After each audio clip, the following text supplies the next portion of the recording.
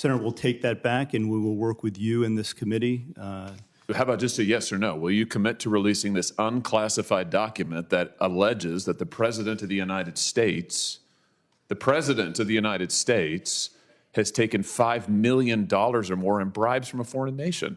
The document has already been released pursuant to a subpoena to the House Oversight Committee. Has it been released to this committee? We will work with this committee within the parameters that are established to meet the request. Will you release the document to the public? It's unclassified. Don't you think the American people have a right to see it? Did the FBI accidentally spy on Americans 278,000 times? That's the explosive claim that sparked a heated showdown in the Senate. When Senator Josh Hawley pressed FBI officials for answers, the response left the room stunned. First, it was all unintentional, then the vast majority, then likely all. The deeper Hawley dug, the more questions emerged. Here's what happened. Okay, so now we've confirmed that the document exists. That's progress because the FBI director initially denied that it exists. Why did he do that? We have already and previously acknowledged the existence of the documents. Yeah, after you first denied it. Now, when a member of this committee read it, right, the FBI director, let's just get the record straight. The FBI director initially said it doesn't exist. Then Senator Grassley said, I've read it. Then he said, oh, okay, well, gotcha. I guess it does exist. Now you're going back and forth with members of this committee, what's in it. Why don't you just release it? Is it classified? The document is not classified. Okay. Will you commit to releasing it? Senator, we'll take that back and we will work with you and this committee. How about just a yes or no? Will you commit to releasing this unclassified document that alleges that the President of the United States, has taken $5 million or more in bribes from a foreign nation?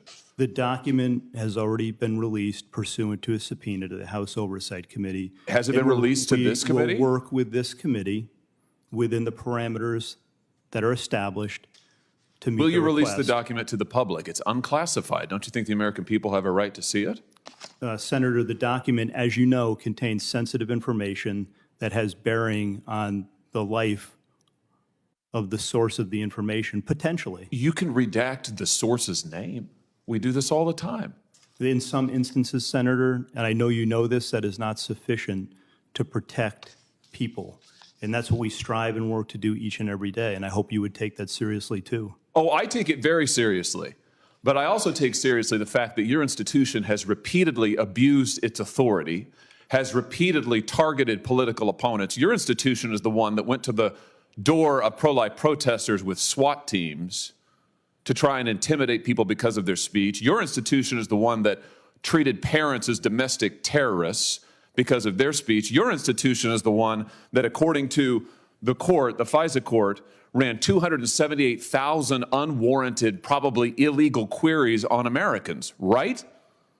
That was your institution, correct? With respect to the compliance incidents, yes, some of the other things you cited, we can take them one by one. They are not.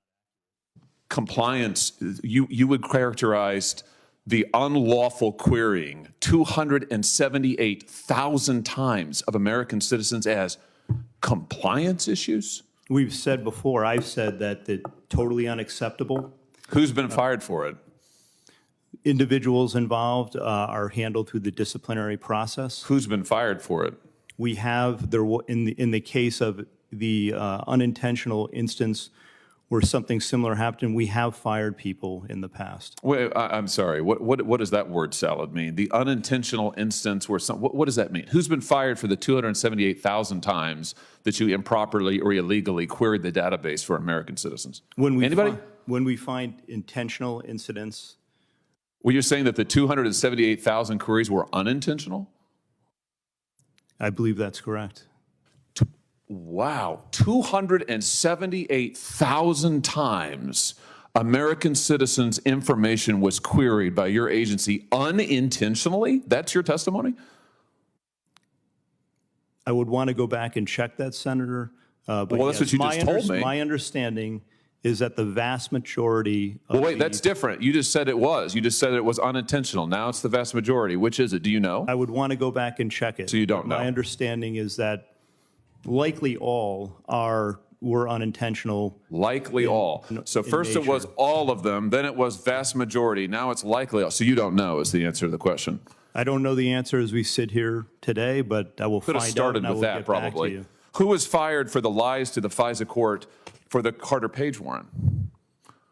Who was fired for that? Anybody? Has anybody been held accountable for your institution deliberately lying to a FISA court to get a wiretap on an ongoing presidential campaign? There is an ongoing disciplinary process with respect to individuals involved in that. Here's the deal. You're back in front of us asking for the reauthorization of extraordinary authorities. Multiple courts have uncovered extraordinary abuses perpetrated by your agency. You are at the same time concealing information about serious allegations made against the President of the United States, even as your institution also targets his chief political opponent in an unprecedented way. Why would we ever give you the blank check that you want to continue surveilling American citizens in an improper manner? Why would we ever do that?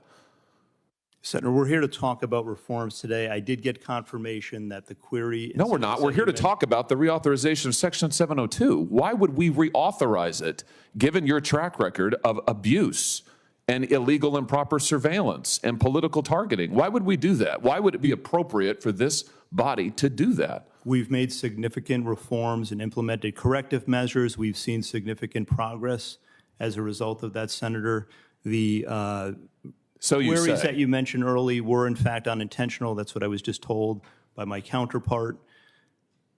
That is an Clarify amazing. the earlier question. So your testimony is the 280,000 queries of American citizens was unintentional. That's your final answer? That's how they were assessed by that team that did the review. I'm not satisfied with that. That's Yeah, I why don't believe we've that at all. implemented further measures, as I announced earlier today.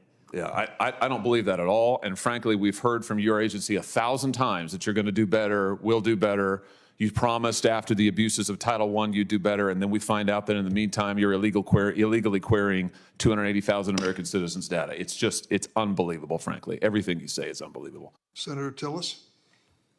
During a tense Senate hearing on the reauthorization of Section 702 surveillance powers, Senator Josh Hawley confronted FBI official Paul Abbate over a series of controversies involving the Bureau.